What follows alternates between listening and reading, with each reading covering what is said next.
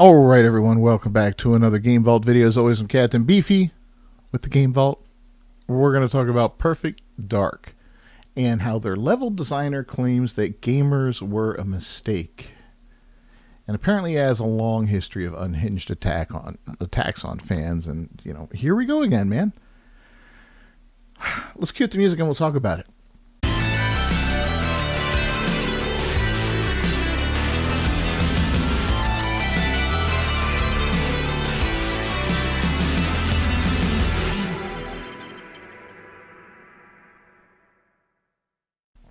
Alright, so the level designer for Perfect Dark claimed that gamers were a mistake, and that's just one in a long line of incendiary statements that the developer lobbed at paying customers. We see this time and time again in this industry. I don't get it. I think maybe... Well, no, I don't think. I know social media is the problem here. Social media has brought everybody too close together. It's brought us too close to... the celebrities that we used to enjoy watching in movies and listening to their music and watching on TV. It lets us talk directly to them. Basically, they can go out there on social media and say something on Twitter, for instance, or X. They could post stuff in different areas and we can comment on it, right? We could say, hey, you suck, or whatever, and they can comment back and be like, hey, F you, man, and you can have these conversations back and forth. They can post their takes on things, whether you agree with them or not. Whereas back in the day, you didn't know.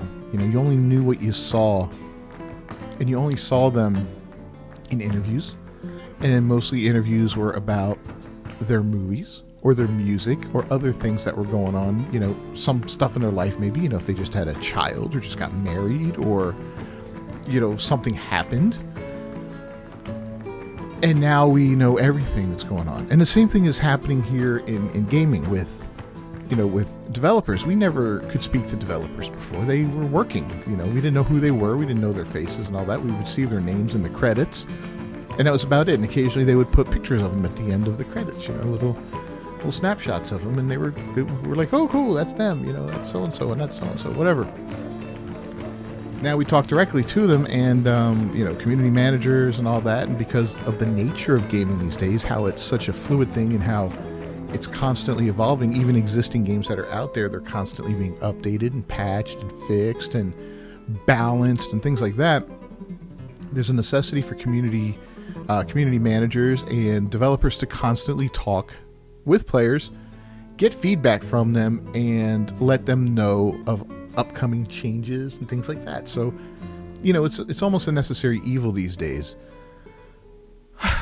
But unfortunately, some of them are real dicks, and they don't get it that when you treat your customer, like shit, they're not going to be your customer very long. Anyway, Colby Payne, a level designer on the upcoming reboot of Perfect Dark, has a lot to say about the people who might purchase his game, or probably won't now. The designer's long-standing hatred of the very people that keep him employed was exposed by John Trent of Fandom Pulse in a recent article.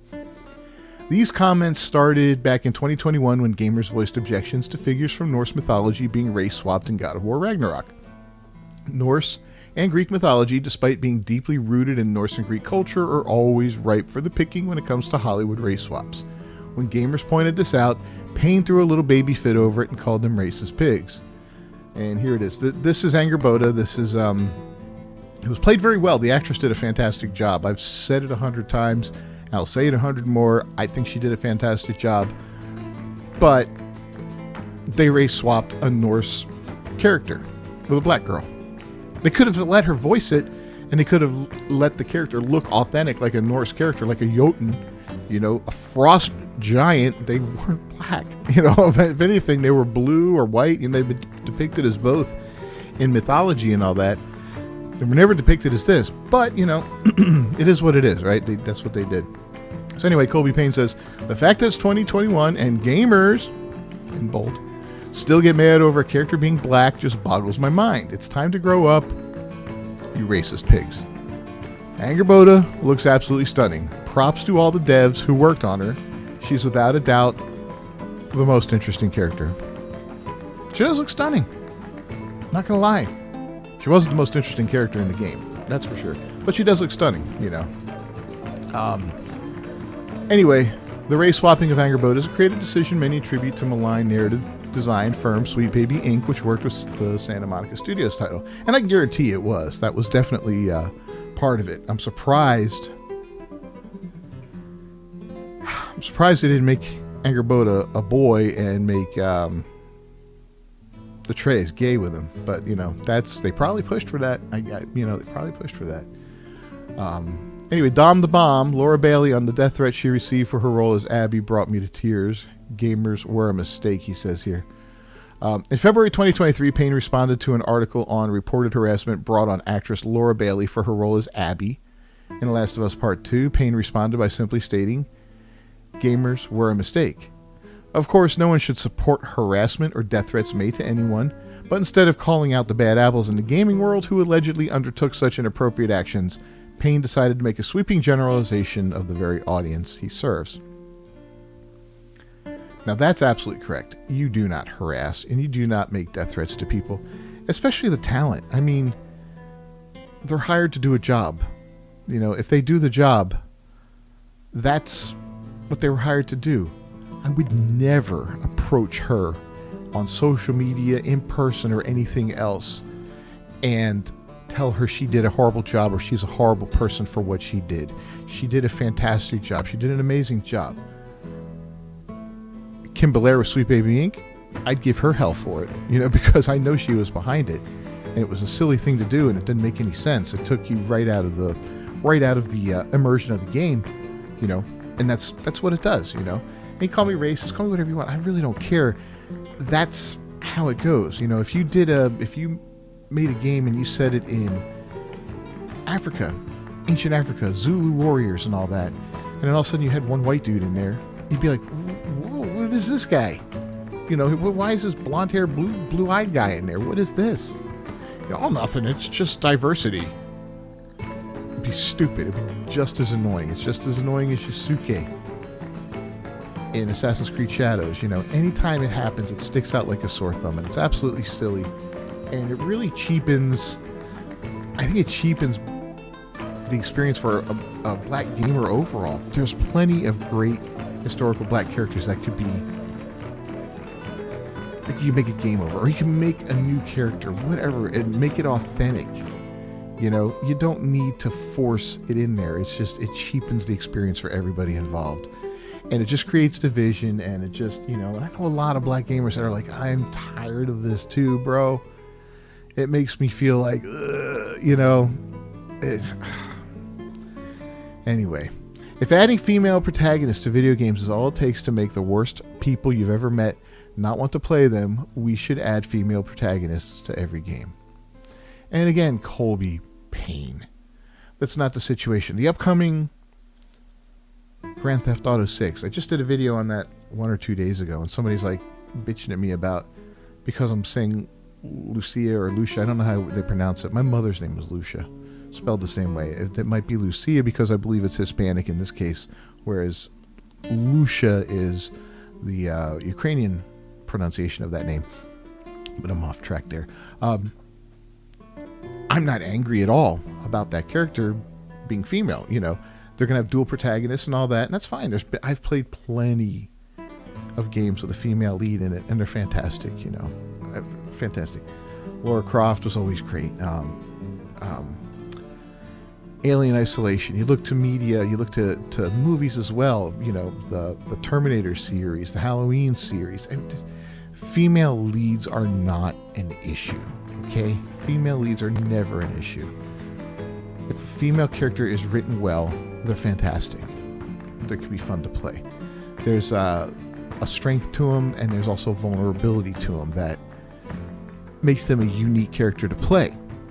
A male character has a different feel to him, a different set of vulnerabilities that usually is more external, whereas a female's is more internal, more personal.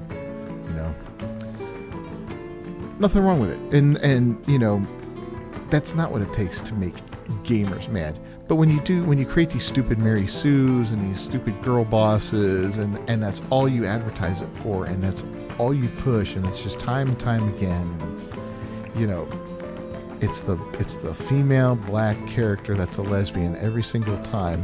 And I'm exaggerating, but we see it a lot. Across video games, TV, and movies. We see it an awful lot.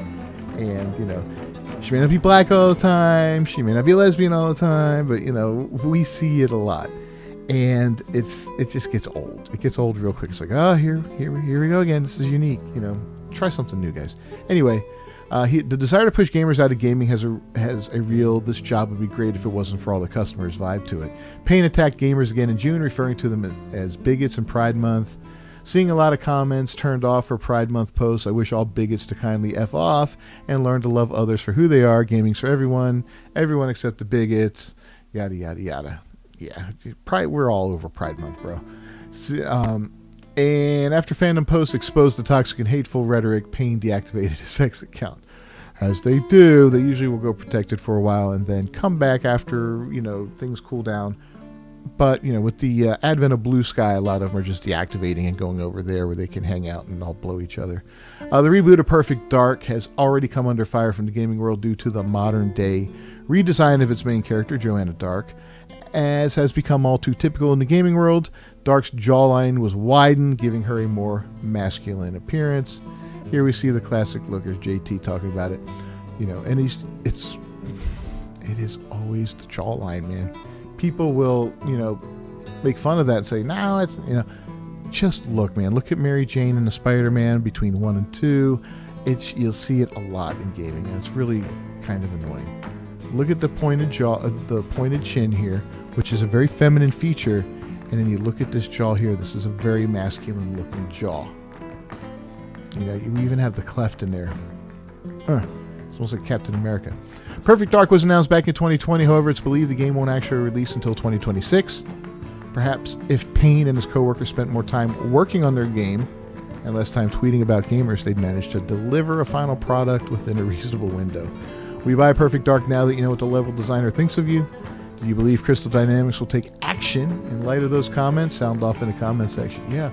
So, again, this is my rule. People that hate me, I'm not giving you my money. This game would never see $1 from me. If you hate me, you express hatred towards me because I'm a gamer, because I'm white, because I'm a male, because I'm straight, because I'm, Christian, my beliefs, whatever. If there's any reason you express hatred towards me or disgust or whatever, refer to me as a bigot, an istophobe, whatever, you're not getting my money as a development company. I'm sorry. It's not happening. It doesn't mean your game is woke. It doesn't mean any of that kind of stuff. It just means I'm not giving you my money, F you. Anyway, we'll leave a comment down below. Don't forget to share the video. Leave a like on it. Subscribe to the channel. Ring that bell for notifications. I'll see you guys next time. Until then, peace.